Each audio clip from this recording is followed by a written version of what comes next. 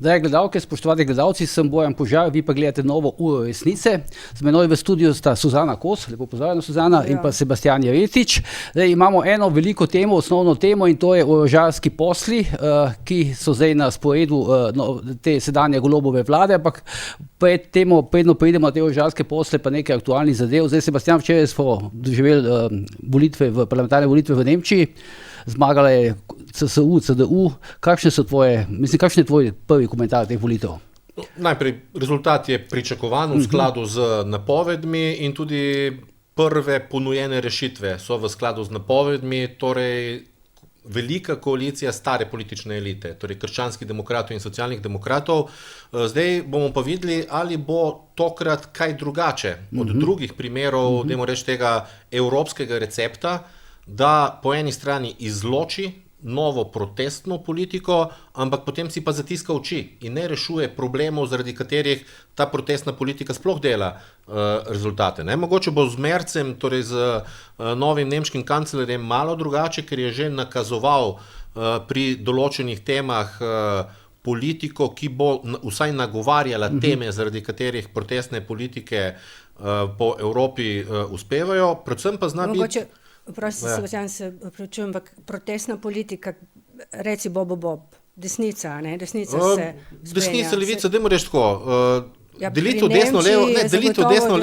delitev desno-levo postaja danes, če mene vprašaš, sekundarna. Danes imamo predvsem boj med staro politično elito in protestnimi, zato ker obstaja tudi leva protestna politika, ki je sicer za vstop v nemški parlament zmanjkalo 0,03%.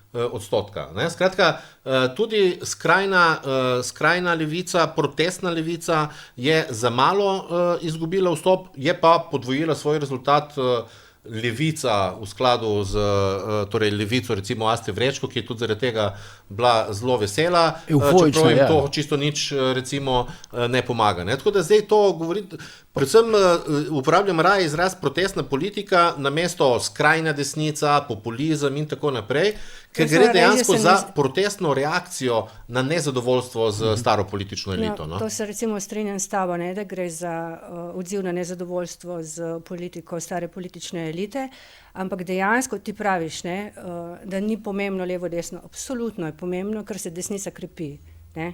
Ravno včeraj sem brala en zanimiv članek o Španiji, ker je moj nekdanji kolega zdajle analiziral podatke o tem, kako mladi, generacija Z, večinsko, mislim, da 27%, več kot 27%, bi volila skrajno desnico. Tudi v Nemčiji smo priča, da se je v bistvu zelo ukrepila skrajna desnica. In potem se vsi sprašujejo, tudi pri nas, recimo so takšni očitki, zakaj se desnica tako krepi in kako v bistvu večina mladih se informira samo prek družbenih omrežij.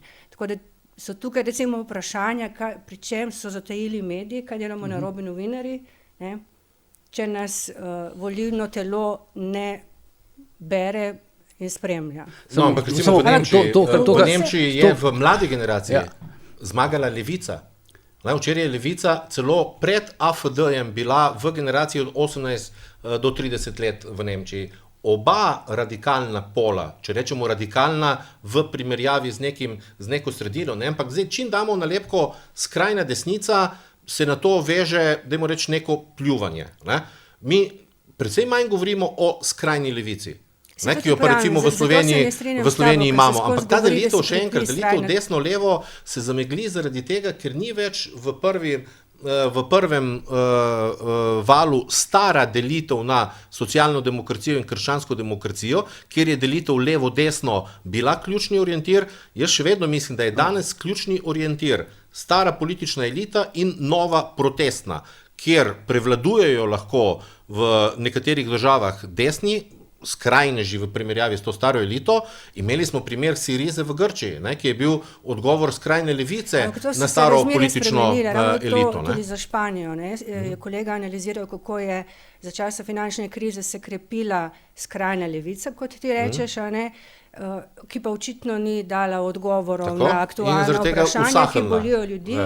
Ampak to, kar prav Suzana, krepitev desnice, pa vsem, ta CDU, CSU je dobila nekoliko manj, kot so pričakovali, %, mislim, v vsakem primeru ne more reči v skladu nekako z napovedmi. Ampak tudi AFD je bila nekako prepričana, da bo dobila malo več kot je. Lahko so upali, podvojili so rezultat. Jaz mislim, da so bile volilne napovedi zelo natančne. Procent gor dol je za napovedi v današnjih časih, ko se tudi ne ve, ali ljudje iskreno odgovarjajo na razne ankete, precej vprašljiv. V današnjih časih, govorim zadnjih 10-15 let, že ko se ugotavlja, da se volilne napovedi lahko približajo nekemu rezultatu res šele v finišu in z zelo podrobno analizo, ne z nekimi, da reči, temi umestnimi anketami, kot jih zdaj imamo, je nemogoče napovedovati recimo finiš volilnega izida in ima to neko drugo vlogo, ampak tukaj v Nemčiji so se analitiki, mislim, da izjemno izkazali.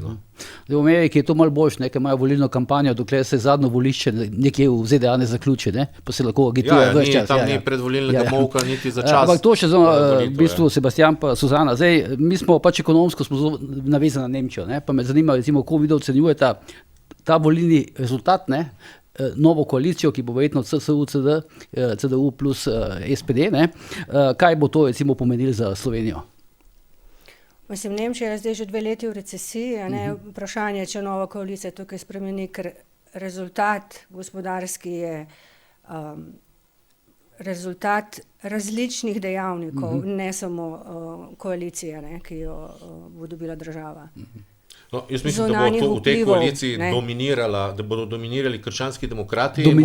Jaz mislim, vsebinsko, ker bodo socialni demokrati morali biti podrejeni vsaj v nekem prehodnem obdobju, dokler se ne postavijo na noge in tudi zaradi stalnega strahu, ki bo lahko obstajal, da v primeru razpada te koalicije je še vedno alternativa krščanski demokrati in alternativa za Nemčijo. In zaradi tega mislim, da bodo socialni demokrati morali precej požreti, kar se tiče same gospodarske politike, pa mogoče niti ne toliko požreti, predvsem bodo morali precej zamenjati svoj vrh, ki enostavno mu je recimo povsem spodletelo. Za Šolcom je zdaj konc. Zadevo za ta mandat bo spremljati, kaj pomeni Mercova napoved, da je treba Evropo postaviti na svoje noge. On je bil včasih atlantist, torej zelo navezan na euroatlantske integracije.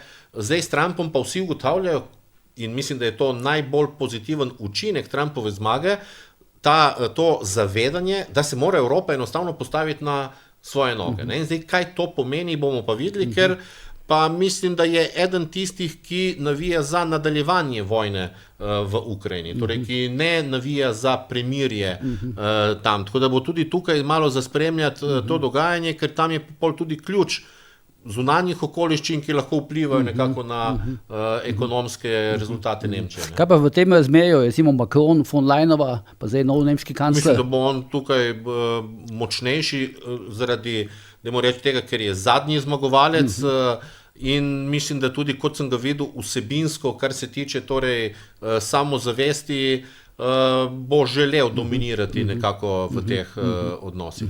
Dobro, predlagam, da gremo naprej. Zdaj, sodišče je pravkar razveljavilo odločbo o razrešitvi Mitje Bobnarja, predsednika, nekdanjega generalnega direktorja Zavoda za zaposlovanje. To ni prva takšna odločitev sodišča, mislim, da je razveljavilo že doslej 2 razrešitvi SDH-ja. Tudi ta direktor NPU Muženič ima malce sumljivo odločbo o imenovanju, pa me zanima zdaj ta trend, se mi zdi, sodišče razveljavlja veliko imenovanj, ki jih je izvedla Golobova vlada. V čem je tukaj finta? Jaz mislim, da si postavil na robe vprašanje. Pravo vprašanje je, zakaj bi šle te odškodnine, ki jo napoveduje recimo gospod Cizelj, verjetno tudi zakaj bi šle odškodnine v breme proračuna. To je pa naslednje vprašanje. To je vprašanje, s katerim bi se jaz recimo ukvarjala. Zakaj bi jaz kot davkoplačevalka plačevala škodo, ki je nastala zaradi politične odločitve.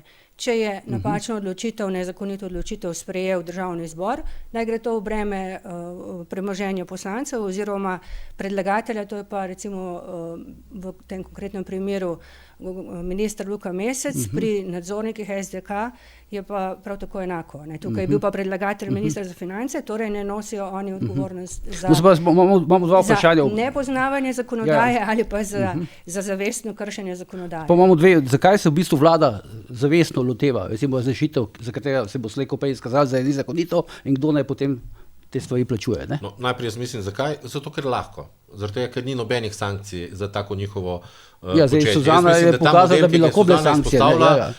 Je trenutno neuresničljiv, glede na trenutne mehanizme delovanja. Kaj so davkoplačevalci krivi? Edino to, da izvolijo tako oblast, ne kaj dosti drugega. Ne? Ampak v vsakem primeru, zakaj se ne bo nič zgodilo? Ravno zaradi tega, ker ni odgovornosti, ki bi obstajala, če bi sistem deloval tako, kot Suzana pravi. Če bi torej obstajala tudi zavest odločevalcev, da morajo enostavno bolj paziti na te zadeve. Zdaj pa ni nobenih posledic. Niti političnih posledic, ker tudi javnost je postala imuna.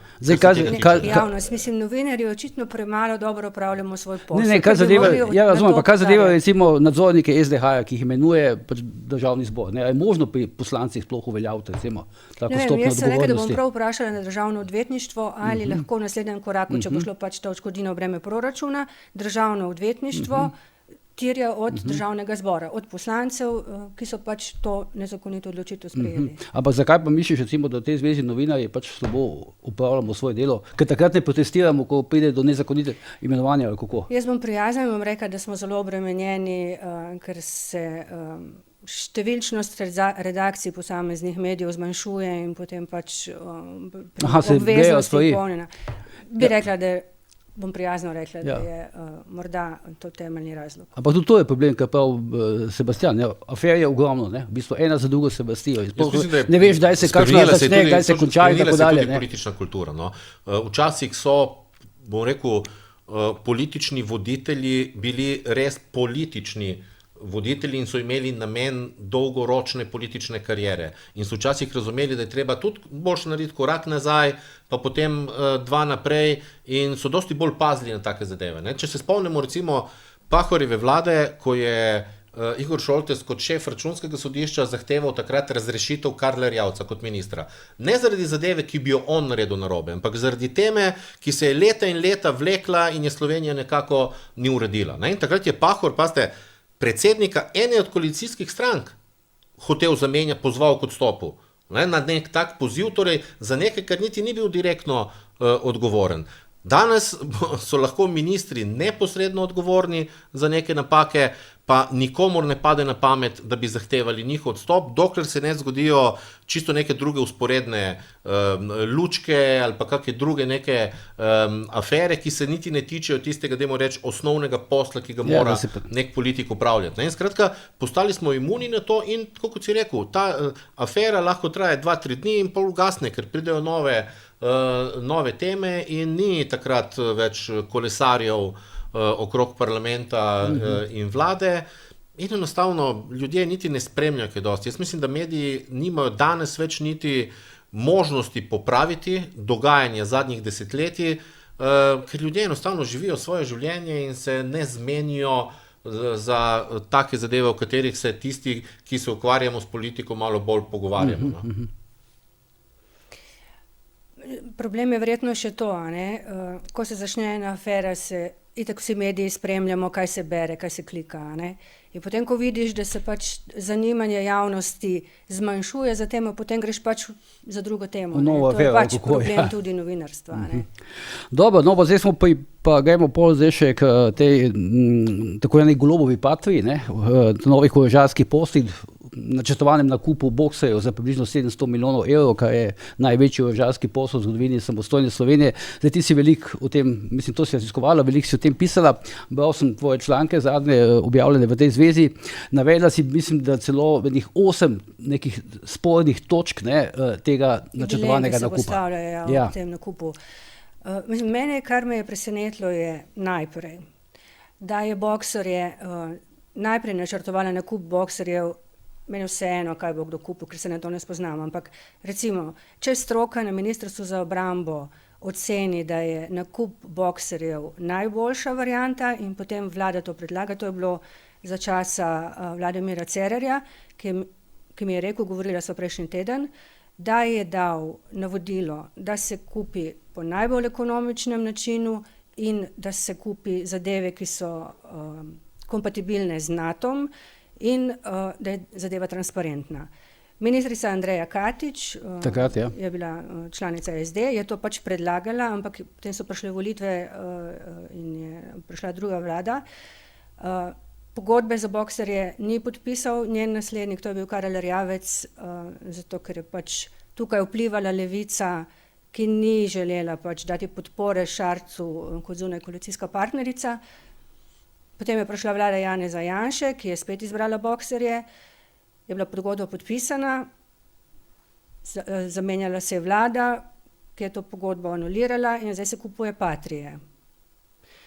Kar me je presenetilo je, da so mi na Ministrstvu za obrambo rekli, ko sem želela dobiti analizo trga, na podlagi česa sploh odločajo o teh nakupih, so mi rekli, da analize trga ni bilo narejene recimo za časa ministrice Katičeve, tako da me to presenetilo, nisem šel tega preverjati, če je to res. Kar pa se mi zdi tudi pomembno v tem trenutku je, ker se pač geopolitične razmere spreminjajo, varnostne razmere zaostrujejo, se povečuje tudi povpraševanje po vseh teh obrambnih zadevah, vključno s temi 8-kolesniki, kar bi znalo na koncu rezultirati, da bodo te Patrije precej dražje kot boxerji, ki jih je naročil Matej Tonin. Kdo bo nosil odgovornost? Zdaj, ti orožarski posli, recimo, če že gremo, od vojne za samostojno Slovenijo, pa potem Patrija povezana z Janšom in tako dalje, imajo vedno neko blazno močno politično konotacijo, ne? Ja, tudi ker gre za pomemben vidik državnosti. Mislim, je to slovenska zdaj posebnost, ne? Ali je to tudi sicer v drugih državah? Jaz mislim, da je pozornost povsod, je pa nekaj slovenskih posebnosti, ali pa vsaj dve bom izpostavil. Ne? Eno je ta vprašanje politične kulture. Ne? To nek ping-pong, ena vlada, druga vlada, tretja vlada, predvsem pa potem na javni sceni ping-pong glede posameznih elementov nekega nakupa. Obstajajo države, kjer velja drugačna politična kultura, kjer obstajajo vsebine, ki so za državo tako strateško pomembne, da se politika z njimi ne igra, recimo v javnosti. Pa ne glede na vsebino, ki jo je recimo tudi Suzana tukaj nakazala v tem konkretnem primeru. Ne? To je en vidik, je torej ta politična kultura. Zdaj, v tem celotnem postopku je seveda zdaj razumeti opozicijo, da osporava konkreten posel, ki ga izvaja Golobova vlada, na drugi strani pa koalicija stalno meče v obraz recimo dejstvo, da je Matej Tonin pogodbo podpisal po porazu na volitvah. Ne? In tle, če mene vprašaš, je dejansko Tonin naredil politično napako v tistem momentu, zato ker je tudi takrat še bodoči predsednik vlade Robert Golob zahteval, da se tega ne naredi. Skratka, zakaj je naredil napako? Ker je dal možnost tej koaliciji, da mu to meče v obraz. Zdaj naj bo najprej jasno, jaz verjamem, da je Matej Tonin pošten politik in ga kot takega tudi poznam in ne sprejemam tiste gostilniške debate, vsi so pokvarjeni, skorumpirani in tako naprej. In ne verjamem, da je bilo tukaj nekaj vsebinsko narobe in da je dejansko on v interesu države hotel zaključiti nek proces in zaradi tega takrat podpisal, je pa s tem dal možnost drugi strani, da osporava, ker drugih argumentov nekih mogoče nima. Ampak drugi vidik, ki se mi zdi še bolj pomemben, politični v tem kontekstu, je pa tipična slovenska težava. In to je, da pri strateških projektih pri nas vse traje katastrofalno dolgo. Mi smo rabili desetletja za en drugi tir in enako velja tudi za ta projekt. Obveza, ki jo je Slovenija sprejela, zaradi katere zdaj kupujemo te oklepnike, traja več kot 20 let. To je praktično obveza ob našem vstopu v NATO. Mi smo se takrat obvezali, da bomo imeli 2 bataljona, še zdaj jih torej nimamo, ampak kaj je največja težava vsega tega? In to je tudi ravno nekdanji minister Erjavec izpostavil. Ko je bila sprejeta strateška odločitev za nabavo tega, kar zdaj kupujemo, je bila popolnoma drugačna situacija. Takrat ni bilo realnega tveganja frontalne vojne. Takrat smo pričakovali, da bo NATO neke vrste svetovni policaj in se je opremljal za intervencije na nekih kriznih žariščih. Danes obstaja realno tveganje vojne na naših tleh. In danes je ta oprema, ki jo zdaj kupujemo, manj uporabna. Danes bi potrebovali težko opremo, bi potrebovali tanke, težko artilerijo za obrambo recimo našega ozemlja. Ampak imamo še vedno torej zapadlo članarino za varnost. Torej, mi kupujemo nekaj, kar ne bo v Sloveniji koristilo. Se vama ne zdi neverjetno to? Minister je pač politik in mu stroka na ministrstvu za obrambo in vojska verjetno tudi priporoči nakup nečesa in potem se zmenjavo politične oblasti, ta stroka zdaj premisli, iz tega ne razumem. Ker nimamo resne politične kulture, se to pravim, nimamo neke linije, ko se resne zadeve odločajo, jih je treba potem izvajati. Pri nas se pa zgodi, da je neka odločitev, pa se spremeni politika, pa se spremenijo strokovnjaki, ki so znotraj iste bajte, se pač iz ene pisarne v drugo preselijo, ker dobijo večjo pozornost eni drugi in zaradi tega pol prihaja do tega ping-ponga v končni fazi. Ampak si ti potem ugotovila, imajo to analizo narejeno od trga ali jo imajo, oziroma je nimajo, ali jo imajo, pa jo skrivajo? Zdaj, na Mostu so mi rekli, da je ministrica Katič ni imela, Matej Tonin, da jo je imel in zdaj je tudi ta analiza menda obstaja. Jaz sem poslušala en del razprave na Komisiji za nadzor javnih financ prejšnji teden, ki se niso udeležili ne iz Levice, nihče, in tudi ne iz SD-ja. In tam je bilo rečeno, da hočejo dobiti tudi člani KNOVS-a pač to analizo, ki je označena z oznako interno, se pravi, da ni dostopna javnosti in naj bi v nadaljevanju seje menda tudi dobili. Zdaj, kako ta analiza zgleda, ali so pogledali samo, ne vem, malo po internetu in spravili nekaj skupaj, pa ne vem pač, ne. Je pa dejstvo tudi to, ker sem se pogovarjala neuradno z nekaterimi ministri, da jo v bistvu niso mogli sploh preučiti, ker so dobili gradivo 10 minut pred sejo, na kateri so potem pač dali blagoslov ministru za obrambo, da lahko nadaljuje s postopkom. Zdaj pri tem podpisovanju, ki se prej omenil Tonina, ki je podpisal pač potem, ko dejansko je bil že minister odhajal, oziroma praktično že več ni bil minister, mi pravijo, da bo zdaj težko pa najti ministra, ki bo podpisal to tik pred prihodnimi volitvami, ne? Kateri minister bo podpisal posel za 700 milijonov tik pred volitvami, oziroma da je Sajovic pravzaprav za to primeren, ker menda odhaja v pokoj, ne, po tem mandatu, ne? Mislim, da zaradi tega, da bo lahko to podpisal. Je bil najbolj zanesljiva izbira za obrambnega ministra v tistem momentu, ravno zaradi teh, torej je kot prvo, bo rekel, politični veteran, razume vlogo politika v takih strateških zadevah, kot je ta, in kot si izpostavil, je to nekako konec njegove politične kariere in se zaradi tega ne bo zmenil mogoče za neke politične posledice. Verjamem pa, da bodo zelo pazili, da bo proceduralno vse dovolj čisto. Zaradi tega se tudi zdaj skušajo spraviti to na nivo država, čeprav ni to klasični primer država, ne, ampak skušajo dobiti vsaj, dajmo reči, še druge finske oči državne, da ne bo ponovljena zgodba prve Patrie. Se zmenili za nek unikat, ne, to ne kupuje vlada od vlade, ampak ministrstvo od ministrstva, ne, kar doslej med na Finskem ni bil primer. No, mislim, da ena od težav je tudi ta, da vlada potem ponovadi pomeni tudi izmenjava kakšnih zadev, Slovenija pa nima kaj dosti ponuditi, ker nimamo lastnih produktov. S tem naj bi se izognili očitkom, da bodo padle kakšne provizije. Gre vsaj za to, da bo z pravnega, postopkovnega vidika večja zanesljivost, večja varnost tistih, ki bodo na koncu morali podpisati. Ampak zdaj, če se vrnemo na to, kar je Suzana tudi izpostavila, zdaj določene zadeve pač morajo tudi biti tajne. Ne more biti vse javno. Še posebej pri strateških vojaških zadevah. Problem vidim v tem, ker pač obstaja celo možnost, da sploh te analize ni. Najprej, meni so tako razložili tudi strokovnjaki, ko gre za nakup oklepnikov. Je cena tudi, oziroma stroški so nekako pol-pol.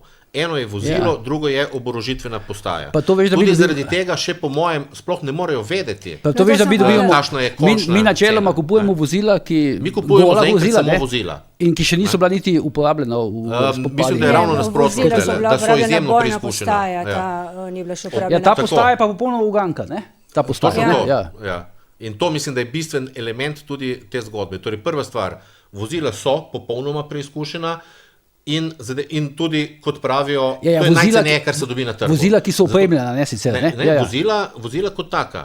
Torej, vozila Patria so preizkušena in veljajo tudi za najcenejša, zato ker tudi niso pa najboljša mogoče na trgu. Boxer pa velja za Mercedes. Boxeri so malo več, oziroma Piran je še več, skratka obstajajo različne klase, ampak pravijo, to je čisto dovolj za namene, ki jih Slovenija kupuje, ker Slovenija to kupuje zaradi članarine za varnost. Mi plačujemo NATO članarino za varnost. Zdaj pa je pa druga zadeva bistvena tukaj. Kar se tiče oborožitvene postaje, ker kot razumem, ko se kupuje taka oprema, velja, da mora oprema biti preizkušena. Ne kupuje se nekaj, kar je recimo v razvoju. Razen če želi država razviti lasten produkt. In jaz mislim, da v tem primeru napovedujejo točno to. Torej, brez države seveda nobena vojaška industrija zasebna ne razvija končnih produktov. In v primeru oborožitvene postaje za te oklepnike, ki jih zdaj kupujemo, naj bi bilo v igri, da bi Slovenija razvila lasten produkt, in to pa je strateško izjemno pomembno. Tle sicer vsi strokovnjaki še malo ne vejo, ali je Slovenija pripravljena, ali je to v redu, to je še precej dilem. Da pač Slovenija ne more konkurirati. Pripravili so prototip slovenske te oborožitvene postaje s topom, ne vem, kakšen, ko se reče temu, naboje bojo imeli. Pač skratka, oborožitvena postaja, ki je v fazi prototipa. Ampak tukaj, kar je še pomembno pri tem, ko govorijo, minister za obrambo v petek na komisiji za nadzor javnih financ ni odgovoril na večkrat ponovljeno vprašanje, koliko bo na koncu stala Patria z oborožitveno postajo. Mislim, da sploh ne more na to. 700 milijonov je okoli. Bilo tisto konjaki, da to niti ne more, ker ne ve odgovora še. Ne vemo še odgovora na to. Lahko se pove, ampak tako je, ponovadi se kupuje ločeno vozilo in oborožitveno postajo, oziroma kupuje ločeno, se ceno gleda ločeno. To pomeni, da vemo, kar se tiče vozil. Še enkrat, pravijo, to so najcenejša vozila na trgu. Drugo vprašanje je pa to, ki je pa izjemnega strateškega pomena. Evropa se pripravlja, in to je že odločeno, na razvoj lastne vojaške industrije. In je vprašanje, na kakšen način se bo Slovenija v tem našla. Zato, ker je ena od idej, celotno na evropski ravni, da se del kapacitet avtomobilske industrije, ki je nekako v zatonu, prestrukturira v vojaško industrijo. In to je tudi za Slovenijo izjemno pomembno, ker imamo 20% GDP-ja v avtomobilski industriji, je vprašanje te perspektive.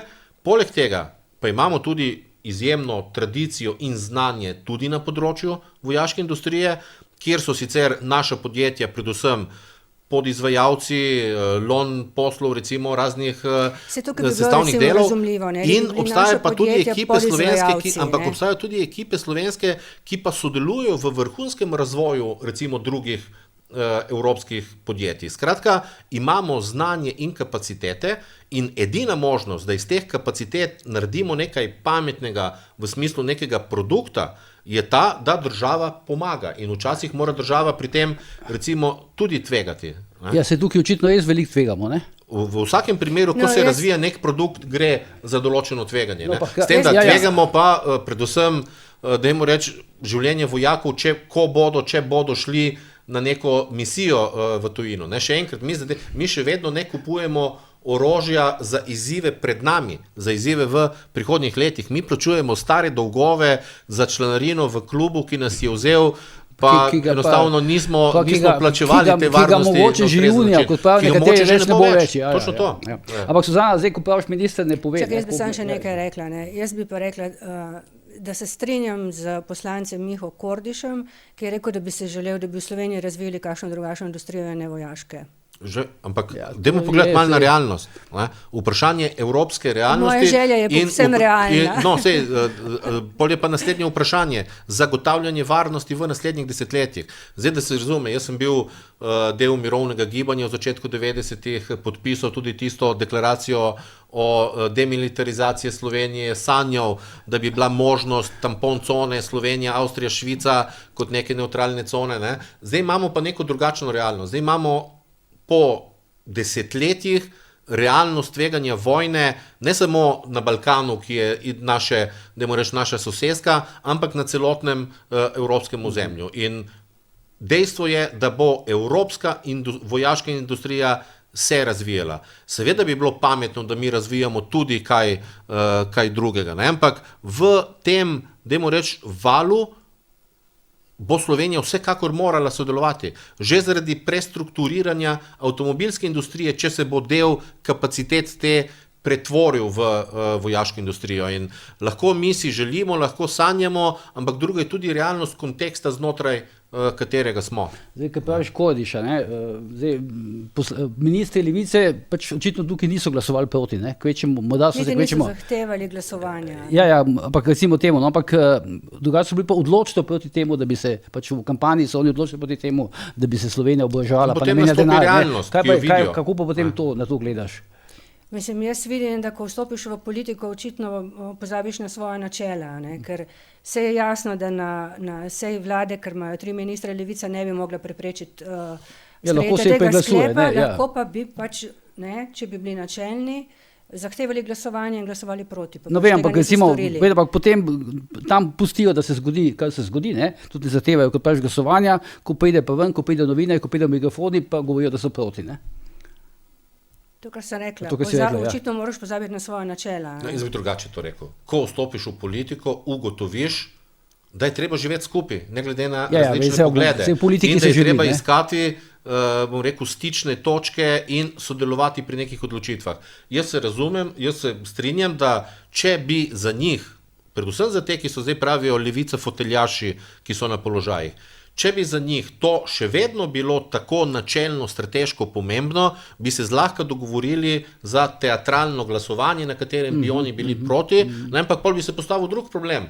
Pol bi tudi SD rekla, čakajte malo, zdaj pa njih potiskajo v neko nerodno pozicijo, ker Mladi forum socialnih demokratov je konec 90-ih prvi začel kampanjo proti vstopu Slovenije v NATO in tako naprej. Skratka, bi se potem lahko porušilo realno razmerje, torej ne samo slika v javnosti, ampak tudi neka vladna dinamika. Pa ni zato najbolj nenavadno. Recimo v času najbolj leve vlade bomo največ denarja namenili za oborožitev, no? Zaradi tega, ker je eden od ključnih ljudi v konstelaciji moči danes tudi recimo Damjan Črnčec, ki pa se zaveda vprašanje varnosti in se skozi vsa ta leta zavedal.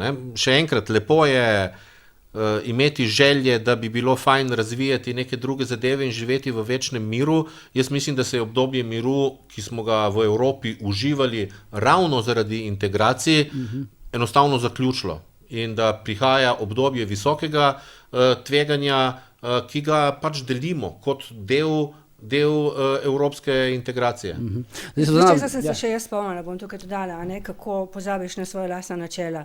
Ko se je glasovalo v parlamentu o tem poročilu rezerve komisije, o preiskovalne komisije, so mi sogovorniki o pritiski na policijo in to, političnih, ja. O odgovornosti Roberta Goloba, ja, to. So mi sogovorniki iz koalicije rekli, da takšnega bebavega poročila ni mogoče podpreti. Potem pa se je zgodilo glasovanje, ki je pokazalo, da Levica seveda ni bila sposobna glasovati proti, pa tudi v SD-ju so nekateri poslanci to poročilo podprli za ceno ohranitve koalicije.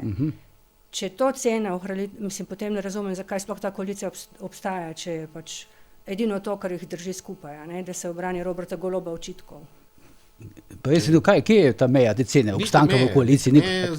Ker je, želja teh konkretnih politikov foteljašev je enostavno preživeti do konca mandata. Nihče v tem momentu te koalicije ne bo zrušil, razen sam predsednik vlade, če se tako odloči. Ne SD, ne Levica niso v stanju. Ker kaj pomeni naslednji korak? Če to zrušiš, kaj bo zdaj naslednji korak? Volitve? Ne eni, ne drugi niso sposobni ohraniti, kaj šele nadgraditi rezultata. To, kar pravi Suzana, smo vsi spremljali tisto interpelacijo za Poklukarja. Najbolj kritični so bili na Levici pa pri Socialnih demokratih, ampak ko pa si spremljal tisto razpravo v Državnem zboru, si pa videl, da ga je Levica v bistvu izrazito branila, Poklukarja. Eno so, dajmo reči, realna dejanja, drugo je pa pol teater za publiko. Ampak ravno tudi zaradi takega, to, kar Suzana izpostavlja zdaj, ravno zaradi tega se tudi po Evropi zgodi, da včasih recimo, ko skrajna levica in v Sloveniji vlada skrajna levica po ideologiji, diskurzu, narativu in tako naprej. Da se zgodi, da ko skrajna levica prevzame oblast, Syriza, Cinque Stelle, Podemos v Španiji, ko dobi neko odgovornost, in potem splahne podpora, ker enostavno pravljice ne morejo uresničiti, ko trčijo ob realnost današnjega življenja. No, samo še eno vprašanje zdaj okoli teh zneskov, pri tem načrtovanju nakupu orožja. Zdaj, prav, da Sajovic ni znal ali pa ni mogel povedati, koliko bo stalo, ampak vseeno pa imamo neko številko, to je 700 milijonov. Kako pa smo potem prišli do te številke? Tega pa ne vem. Zdaj vemo, koliko stanejo bokseri, to vemo. Niso ničesar povedali, a ne? Ničesar niso konkretnega povedali. Jaz mislim, da je bila to ocena najprej z vozila, se že ve lahko, oziroma še stvar pogajanj, v končni fazi tudi to se ne ve.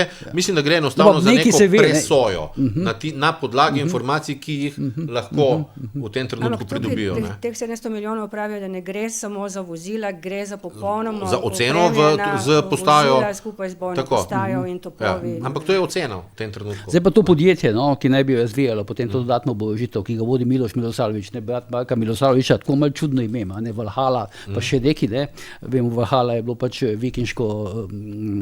vikinški posmrtni svet. Zdaj, zakaj je recimo po vajnem mnenju ravno to podjetje izbrano, da bo eksperimentalno zdaj oborožilo te bokserje, prej pa v bistvu ničesar ni počelo.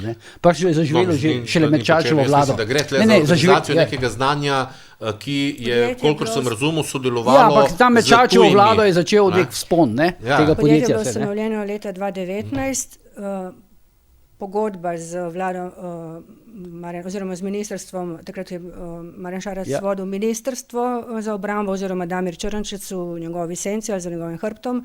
To je bila prva večja pogodba, ki je dobilo to podjetje. Mene zato to preseneča. Zdaj bo pošlo tam 200 milijonov. Ker ti praviš, super bomo razvijali, ne vem kaj. Super. 39 ljudi. To je čisto strokovnjaki so trenutno, tudi strokovnjaki z tega področja, pravijo, da nimajo dovolj informacij, da bi znali presoditi, ali je to ustrezen primer, kjer država pomaga razviti lasten produkt. Torej, skratka še enkrat, strateško se strinjajo, da je prav, da Slovenija nekaj razvije. Vprašanje je, ali je to pametno. Kupili bomo bokserje, potem pa ne, ampak še ne vemo, ali bomo znali sploh oborožiti. Se strinjam. Pravim, celo strokovnjaki, ki so insiderji, pravijo, da ne vejo dovolj, da bi ocenili, ali je ta konkreten primer v redu ali ne. Ali je v redu ali ne, ali se ga bo lahko integriralo, da se bo to obračalo vse strani in tako naprej. Mi smo vprašali, ker je ta gospod Milosavljević razlagal, kako je sodeloval tudi z enim od največjih svetovnih podjetij pri tej zadevi. Smo preverjali pri njih, mislim, da več kot en teden že čakamo na njihov odgovor, klicali smo tudi parkrat, pa ga nismo dobili, ker smo hoteli preveriti. Mislim, ker to so zadeve, ki jih ne dajo ven. Ne vem, da ker sem ga jaz spraševal okoli teh morebitnih povezav z njegovim bratom Markom Milosavljevićem, je si se takoj odgovoril.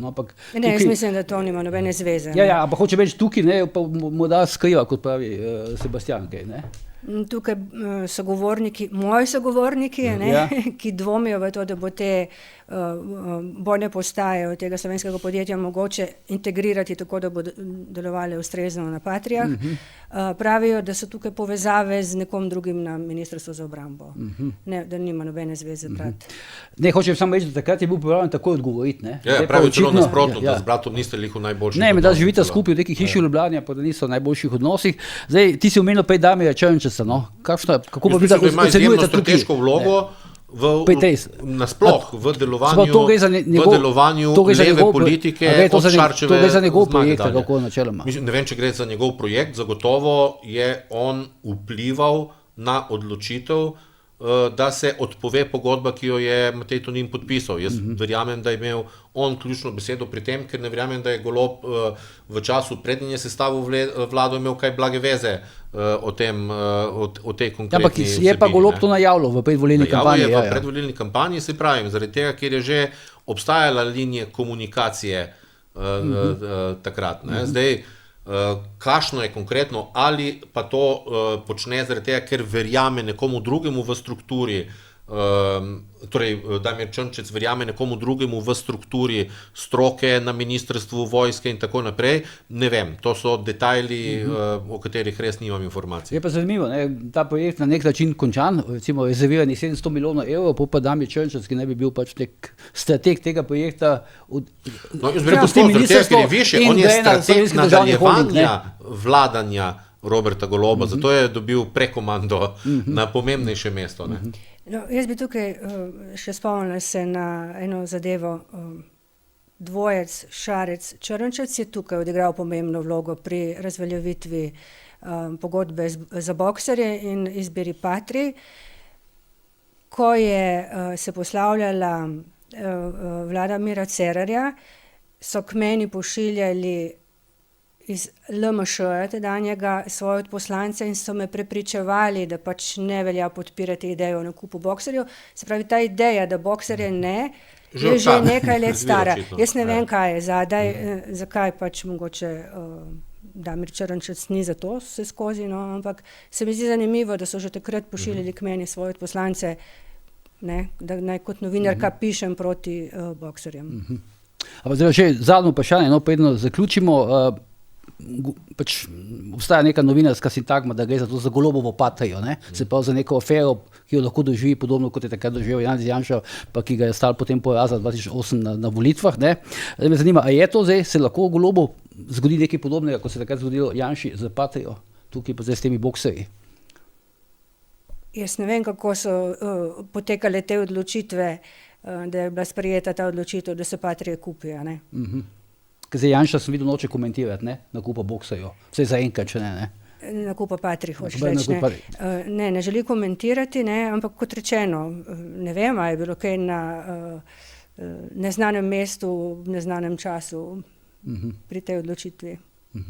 Lahko pričakujemo, nekaj takega. Predvsem v tem načinu, torej v izkušnjah, ki so jih pripeljale zdaj do tega, da so notor vključili tudi finsko obrambno ministrstvo kot nekega garanta pol transparentnosti. To je naša izkušnja, ali finska? Jaz mislim, da slovenski na podlagi in slovenske in finske izkušnje, ne? Ker tudi tujim podjetjem, ne? Tudi so bili drugi časi, takrat se je reklo, ja, mi se obnašamo se tako, kot je lokalna poslovna kultura. Ne? Ko greš delati, ne vem, v kakšno državo vzhoda, Srednje Azije, se obnašaš drugače, kot če posluješ s kakšno drugo. Jaz mislim, da tudi ta zadeva več ne deluje in da se tudi vsa uveljavljena tuja podjetja seveda izogibajo in pazijo kakršne koli zgodbe, ki bi namigovala na recimo korupcijo. Jaz tudi zato verjamem, da se je Boxer tako hitro odpovedal celotnemu znesku odškodnine, ki bi mu po tisti pogodbi pripadal. Ne? Zakaj? Zaradi tega, ker je verjetno dosti večja škoda, če bi se mesece in mesece vlekel nek drug način. Ne? Verjetno bi lahko vlada ravno zaradi, bom rekel, taktične napake, lahko rečem, podpisa pogodbe v tistem momentu, ko je že bil nov zmagovalec volitev, ki je rekel, naj se počaka, ne, bi lahko se saj odprlo vprašanje preiskovanja, ali je šlo za korupcijo. In bi se aktiviralo protikorupcijsko klauzulo. In tudi, če se ne bi uresničila, bi se mesece, leta lahko vlekla, torej Boxer vlekel v zgodbah o korupciji in bi jim to naredilo več škode, kot da so se odpovedali, ne morem reči, pogodbeno določeni odškodnini. Ne? Ker enako velja tudi za kakšne druge velike primere, ker raje podjetje plača, namesto da bi se vleklo v nekih klipingih, pa lahko tudi tako majhne države, kot je Slovenija, ker seveda bi znala konkurenca v vsaki državi to povleči in v tisti tekmi, zelo močni tekmi. Finci bolj pazijo, pa mi zdaj bolj pazimo. Jaz mislim, da Finci bolj pazijo, pa tudi naši seveda bolj pazijo na podlagi tistih izkušenj. No, jaz moram reči, da sem spraševala, kakšna bo protikorupcijska klauzula, ker obstajajo različne protikorupcijske klauzule in mi niso znali povedati na obrambnem ministrstvu, kakšna bo protikorupcijska klauzula za te Patrije. Ampak zagotovo bo, ker mora biti v teh pogodbah. S tem, da Sebastian, če bi kaj bilo, oziroma če je kaj bilo glede podkupnin, so te lahko dane tudi preden se postopek potem formalno izvede. Seveda, tudi v samem postopku. Se še enkrat, jaz mislim, da glede kljub temu, da gre za nakup, bilo... Finska, Slovenija ne izključuješ, da so kakšne podkupnine. Jaz mislim, v teh letih, kar sem na tem svetu, sem se naučila, da v bistvu ne moreš nikoli z gotovostjo reči, da nekaj ni mogoče. No, jaz bi predvsem tako rekel, tudi v primeru, kar se tiče podkupnin ali lobiranja, informiranja in tako naprej. Obstaja zelo, bom rekel, obstaja črn, umazan del, kjer gre za podkupnine politikov odločevalcev in obstaja dejavnost lobiranja kot legitimna dejavnost ljudi, ki poskrbijo za prenose informacij, torej ki ne podkupijo odločevalca, ampak ki v tekmi informacij, v tekmi prepričevanja za nek produkt na učinkovit način torej komunicirajo. Pri nas je problem, da čim uporabimo besedo lobiranje, je to že prepleteno s korupcijo. Ker ima to konotacijo. Konotacijo ima tudi zaradi tega, ker je dejansko dejavnost lobiranja, ki je prispevek k odločanju v demokratičnem procesu, je vržen v zakon o korupciji in tam je tudi seznam. In je zaradi tega, bom rekel, vržen takoj v neko senco dvoma o načinu delovanja. Ne? Torej, še enkrat, obstaja legitimno, zakonito, etično lobiranje, ki ima namen učinkovitega komuniciranja, posredovanja, pridobivanja informacij in tako naprej. In vedno, in tudi v tem primeru, zagotovo bo nekdo plačan, če ne drugega, že za analizo klipinga v Sloveniji, za drugo pridobivanje informacij in tako dalje, ker je to popolnoma normalno. To so te postavke, v enem takem A ti to, Suzana, kot novinarka, ko slišiš, da je nekdo, ne vem, registriran lobist, takoj ti je to, bom rekel, neka negativna konotacija ali podvomiš v početje tega gospoda ali gospeda, kako? Ne podvomim. Zakaj bi me pač nekdo se ukvarja s tem, to je njegov posel, ne? Ja, pa ko obstaja, se veš, pa nas je to malo kot zakon. So pa ne, nenavadni, recimo, kakšni posnetki, da nekdo gotovino dobi, ne, za svojo dejavnost. To pa pač se mi pa zdi čudno, ne. Ker če te nekdo uradno plačuje in so zadeve pač čiste, ti bo nakazal na račun. Ne boš prišel v pisarno in ti bo odštev, ne vem, koliko denarja. Ja. Dobro, zdaj s temi dvomi zaključujemo današnjo oddajo. Bomo videli, zdaj nastavke so, kam bodo šli ti orožarski posli, 700 milijonov je na mizi, podpisalo naj bi se tik pred naslednjimi volitvami. To je bilo za danes vse, Suzana pa Sebastijan, hvala, sem Bojan Požar, vidimo se v naslednji uri resnice, do takrat pa seveda ne pozabite, kjer je bojanje tudi požar.